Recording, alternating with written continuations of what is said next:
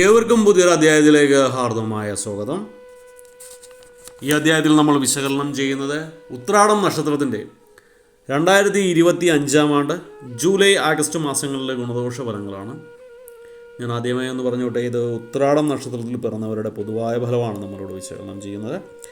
നിങ്ങൾക്ക് ഓരോരുത്തർക്കും വ്യക്തിഗത ഫലം ലഭിക്കുന്നതിനായിട്ട് നിങ്ങളുടെ ജാതകം ഒരു ഉത്തമനായ ജ്യോതിഷിയെ കാണിച്ച് രാശി ചിന്തനം നടത്തി മുന്നോട്ട് പോകുന്നതിനായിരിക്കും എന്തുകൊണ്ടും നല്ലത്. പൊതുവായ ഫലത്തിലേക്ക് വരാം. ഈ ഉത്രാടം നക്ഷത്രത്തിൽ പിറന്നവർക്ക് ഈ 2025 ജൂലൈ ആഗസ്റ്റ് മാസം ഗുണദോഷ സംവത്സരത്തിൽ ദോഷഫലങ്ങൾ കുറച്ച് കൂടുതലായിട്ട് കാണുന്നുണ്ട്. അതുകൊണ്ട് ചെറിയ ചെറിയ പ്രശ്നങ്ങൾ ഒഴിച്ചാൽ വലിയ കുഴപ്പമൊന്നുമില്ല. എന്നാലും ഒന്ന് ശ്രദ്ധിക്കേണ്ട സമയമാണ്.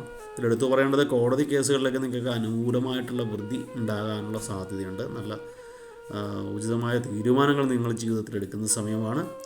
എന്നാൽ പെട്ടെന്നുള്ള തീരുമാനങ്ങൾ നിങ്ങൾക്ക് ദോഷഫലങ്ങൾ ഉണ്ടാക്കുന്ന സമയമാണ്. അതുപോലെ തന്നെ ജീവിതത്തിലെ നഷ്ടബോധം സദാ നിങ്ങളെ അലട്ടിക്കൊണ്ടിരിക്കും, മാനസികമായിട്ട് നിങ്ങളെ അലട്ടിക്കൊണ്ടിരിക്കും. നിങ്ങൾ എതിർപ്പുകളൊക്കെ ധാരാളം ഉണ്ടെങ്കിലും ഈശ്വരാനുഗ്രഹം കൊണ്ട് അതിനെല്ലാം നിങ്ങൾക്ക് അതിജീവിക്കാനുള്ളൊരു മനോധൈര്യം ഉണ്ടാകുന്നതാണ്. അങ്ങനൊരു അവസ്ഥ ജീവിതത്തിൽ ഉണ്ടാകുന്നതാണ്. ചിലർക്കൊക്കെ ഭൂമി വാങ്ങാനുള്ള യോഗം കാണുന്നുണ്ട്. അതുപോലെ തന്നെ ഭാഗ്യാധിപനായിട്ട് സൂര്യൻ കർമ്മരംഗത്ത് നിൽക്കുന്നതുകൊണ്ട് ധനയോഗവും ഐശ്വര്യവും ഒക്കെ നിങ്ങൾക്ക് ഉണ്ടാകുന്നതാണ്. വിദേശ തൊഴിൽ മാറ്റം നിങ്ങൾക്ക് ദോഷകരമായിട്ട് കലാശിക്കുന്നതാണ്. നിങ്ങൾക്ക് പുതിയ ഓഫറൊക്കെ വന്നിട്ടുണ്ട്, ഓഫർ ലെറ്ററൊക്കെ വന്നിട്ടുണ്ടെങ്കിൽ കഴിയാവുന്ന ഹോൾഡ് ചെയ്യുന്നതാണ്. ആ ജോലി ചെയ്യാൻ പോകുന്ന സ്ഥാപനത്തെക്കുറിച്ച് ഒന്ന് അന്വേഷിക്കുന്നത് നല്ലതാണ്. ചിലപ്പോൾ നിലവിലുള്ള അതിനേക്കാൾ നല്ലൊരു ജോലി ആയിരിക്കും നിങ്ങൾ ആഗ്രഹിക്കുന്നത്. പക്ഷേ ഉദ്ദേശിച്ച പോലെ ആയിരിക്കണമെന്നില്ല. ചെന്ന് കഴിയുമ്പോൾ കുറച്ച് മനസ്സ് മടുക്കുന്ന കുറേ പ്രവർത്തനങ്ങളൊക്കെ അവിടെ ഉണ്ടാകുന്നതാണ്. നിങ്ങൾക്ക് ഒരു ട്രാപ്പിലകപ്പെട്ടു എന്ന രീതിയിലുള്ളൊരു തോന്നലുണ്ടാകുന്നതാണ്. അതുകൊണ്ട് ജോലി സംബന്ധമായിട്ട് കമ്പനി മാറുമ്പോൾ, സ്ഥലം മാറുമ്പോഴൊക്കെ ഒന്ന് അന്വേഷിക്കുക, എന്നിട്ട് മാത്രം ഡിസിഷൻ എടുക്കുക. മാതാപിതാക്കളുടെ ആവശ്യങ്ങളൊക്കെ നിങ്ങൾ ഒരുവിധം പരിഗണിക്കുന്ന സമയമാണ്. അതുപോലെ ഉദ്യോഗസ്ഥർക്കായിക്കോട്ടെ, നിങ്ങളുടെ മറ്റു മേഖലയിലുള്ളവർക്കായിക്കോട്ടെ, അധികാര പരിധിയൊക്കെ കൂടുതലായിട്ടുണ്ടാകുന്ന സമയമാണ്. ഗുരുതുല്യരായവരുടെ അനുഗ്രഹം ലഭിക്കുന്നൊരു സമയമാണ്. അത് ഗുണത്തിൽ കലാശിക്കും, ഈശ്വരാനുഗ്രഹം കൂടിയിരിക്കും. അവസരോചിതമായിട്ടുള്ള പ്രവർത്തനങ്ങൾ മൂലം വൻ നേട്ടങ്ങളൊക്കെ നിങ്ങളുടെ ജീവിതത്തിൽ ഉണ്ടാകുന്നൊരു സമയമാണ്. പ്രായോഗിക ജ്ഞാനം പ്രവർത്തന മേഖലയിലേക്ക് വഴിയൊരുക്കുന്നൊരു അവസ്ഥയുണ്ടാവും. ഭരണ സംവിധാനങ്ങളിലെ അപാകതകളൊക്കെ നിങ്ങൾ പരിഹരിക്കാൻ അഹോരാത്രം പരിശ്രമിക്കുന്നൊരു സമയമുണ്ട്. അപ്പോൾ നിങ്ങളുടെ ബിസിനസ്സിലായിക്കോട്ടെ, രാഷ്ട്രീയത്തിലായിക്കോട്ടെ, നിങ്ങൾ നന്നായിട്ട് പണിയെടുക്കേണ്ട സമയമാണ്. ജീവിത യാഥാർത്ഥ്യങ്ങളെ മനസ്സിലാക്കുന്നതിനാൽ കുടുംബത്തിൽ സമാധാനം ഉണ്ടാകുന്നൊരു സമയമാണ്. വ്യാപാര മേഖലയിൽ പുരോഗതി കാണുന്നു. അതുപോലെ തന്നെ സ്വന്തമായിട്ട് ഭവനം മാറി താമസിക്കാനിടയുണ്ട്. ലക്ഷ്യബോധത്തോടെയുള്ള കാര്യങ്ങൾ മുന്നോട്ട് പോകുമെങ്കിലും വിജയത്തിലെത്തിക്കാൻ കഴിയാതെ വരും. നിങ്ങൾ വ്യക്തമായ പ്ലാനോടുകൂടി തന്നെ മുന്നോട്ട് കാര്യങ്ങളൊക്കെ കൊണ്ടുപോകും. പക്ഷേ ഒരാളുടെ പ്രസൻസ് അവിടെ ഉണ്ടാകണം, ഈശ്വരാനുഗ്രഹം. അതുണ്ടെങ്കിൽ മാത്രമേ ഇത് ലക്ഷ്യത്തിൽ എത്തിച്ചേരാൻ സാധിക്കൂ. അത് കുറച്ച് മാറിയിരിക്കുന്ന സമയമാണ് ആഗസ്റ്റൊക്കെ ആകുമ്പോൾ. അപ്പോൾ നന്നായിട്ട് ഭഗവാനെ പ്രാർത്ഥിക്കേണ്ട സമയമാണ്. നിങ്ങൾ വിജയത്തിലെത്തിക്കാൻ കഴിയാതെ വരുന്നൊരു സമയമാണ്. അപ്പോൾ എന്തായാലും നിങ്ങൾ ചെയ്യാനുള്ളത് ചെയ്യുക, ബാക്കി ഭഗവാനിൽ അർപ്പിക്കുക. ഫലത്തിന് വേണ്ടി നന്നായിട്ട് പ്രാർത്ഥിക്കുക. നിങ്ങൾ ഈശ്വരാനുഗ്രഹത്താൽ വലിയ ആപത്തുകളിൽ നിന്നൊക്കെ നിങ്ങൾ രക്ഷപ്പെടുന്നൊരു സമയമാണ്. അവസരോചിതമായിട്ടുള്ള ഇടപെടൽ മൂലം അനിഷ്ട സംഭവങ്ങളൊക്കെ ഒഴിവാക്കാൻ സാധിക്കുന്നതാണ്.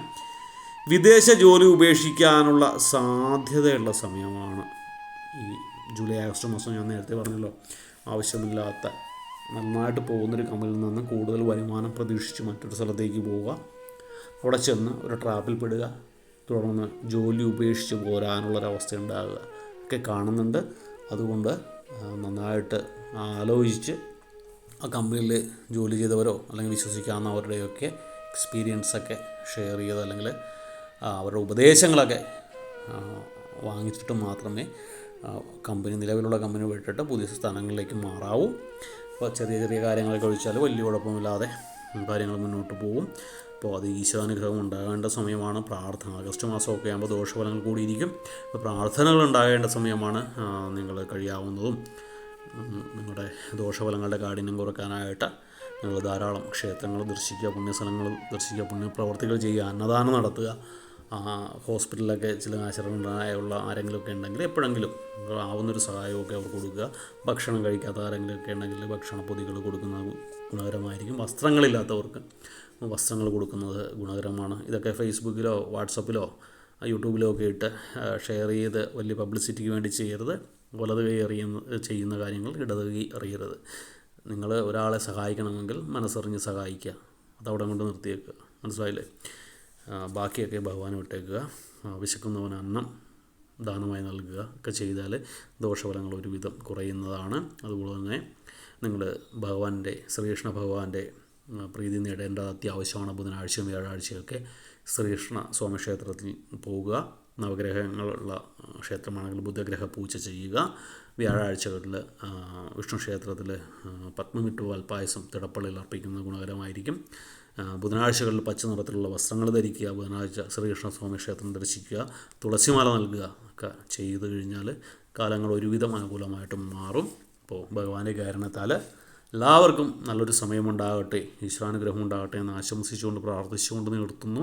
വീഡിയോ ഇഷ്ടപ്പെട്ടാൽ ലൈക്ക് ചെയ്യുക. തുടർന്നുള്ള മാസങ്ങളിൽ വീഡിയോ കൃത്യമായി ലഭിക്കുന്നതിനായിട്ട് ചാനൽ സബ്സ്ക്രൈബ് ചെയ്തിട്ടില്ല എങ്കിൽ സബ്സ്ക്രൈബ് ചെയ്യുക. മുന്നിലത്തെ മാസങ്ങളിലെ വീഡിയോ അതുപോലെ തന്നെ മറ്റ് നക്ഷത്രങ്ങളുടെ വീഡിയോ ഒക്കെ ഞാൻ പ്ലേലിസ്റ്റിൽ സേവ് ചെയ്തിട്ടുണ്ട്. അപ്പോൾ അതൊക്കെ എടുത്ത് കാണാവുന്നതാണ്. ഒരിക്കൽ കൂടി നന്ദി പറഞ്ഞുകൊണ്ട് നിർത്തുന്നു. നന്ദി, നമസ്കാരം.